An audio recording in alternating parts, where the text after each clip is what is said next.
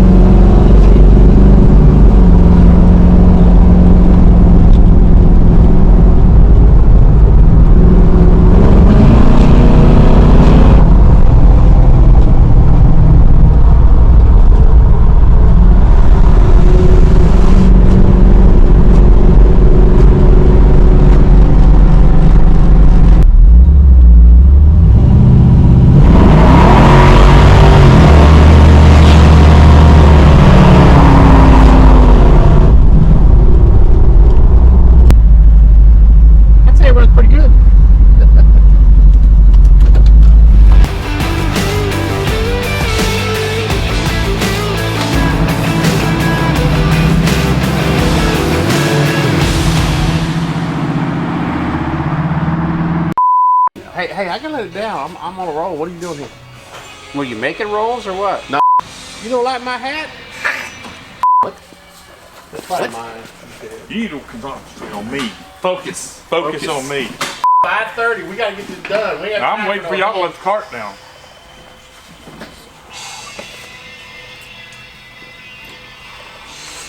Oh, hey. I'm gonna have to fart. Oh, I'm under a lot of stress. It's coming. Maybe it's a belch. I don't know which. It's gonna happen. Either one will kill you. On the block.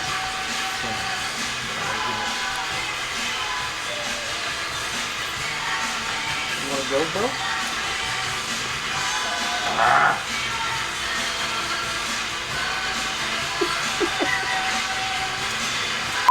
I am too young and too good looking to put up with these people. Put valve stems in there, or did you forget about that? I mean, how they hold air without valve stems? Duh! Look, I'm gonna call your mama and say you're just not playing well with She's others. gonna say, Kenny, he's your problem.